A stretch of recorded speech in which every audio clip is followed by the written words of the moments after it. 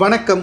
சற்று முன் கிடைக்கப்பெற்ற மிக முக்கியமான செய்தி ஒன்று வெளியாகி உள்ளது. ஒட்டுமொத்தமாக திராவிட முன்னேற்றக் கழகத்தின் ஆட்சிக்கு மிகப்பெரிய ஒரு சிக்கலாக கடந்த சில வாரங்களுக்கு முன்பாக நடைபெற்ற அண்ணா பல்கலைக்கழக மாணவி விவகாரத்தில் கைது செய்யப்பட்ட ஞானசேகரன் பற்றியான சில தகவல்களை திமுகவை சார்ந்த முக்கியமான நிர்வாகிகளும் சபாநாயகர் உள்ளிட்டவர்களும் பேசியது அதிர்வலையை ஏற்படுத்தியுள்ளது.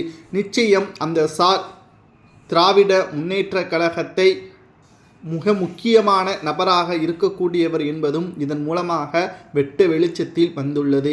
ஏன் இப்படி திடீரென்று கூறுகிறார் என்று நீங்கள் கேட்கலாம். நேற்று இணையதளங்களில் வைரலாக ஒரு வீடியோ ஒன்று பரவி வருகிறது. அதாவது சபாநாயகர் அப்பாவு அவர்கள் ஒரு பேட்டி ஒன்றை பேசியுள்ளார். அதில் என் தம்பி ஞானசேகரன் மீது வழக்கு தொடர்ந்துள்ளனர்.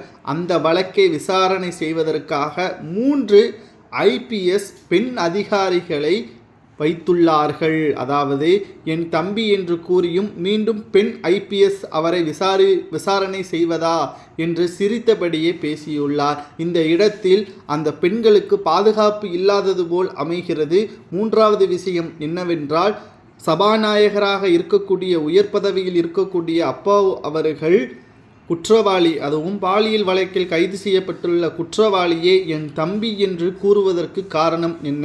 அவருடன் உடன் பிறந்த தம்பி என்றால் கூறுவது சரிதான். ஆனால் அவருக்கும் கட்சிக்கும் எந்த ஒரு சம்பந்தமும் இல்லை என்று சட்டத்துறை அமைச்சர் பேசியிருக்கக்கூடிய நிலையில் திடீரென்று எனது தம்பி என்று கூறுவதற்கு காரணம் என்ன? அதுபோல் சுற்றுச்சூழல் அமைச்சர் சுப்பிரமணியன் அவர்களும் திராவிட முன்னேற்றக் கழகத்தில் அவர் சிறிய உதவிகளை தான் செய்து வந்தார் என்றும் பேசியுள்ளார். மூன்றாவதாக சட்டப்பேரவையில் ஸ்டாலின் அவர்கள் ஞானசேகரனும் திமுகவிற்கும் எந்த ஒரு சம்பந்தமும் கிடையாது என்றும், கடைசியாக திராவிட முன்னேற்றக் கழகத்தின் பொதுச்செயலாளரும் அமைச்சரவைகளில் மூத்த அமைச்சராக இருக்கக்கூடிய துரைமுருகனும் ஞானசேகரன் என்றால் எனக்கு யாருன்னே தெரியாது என்றும் பேசியுள்ளார்.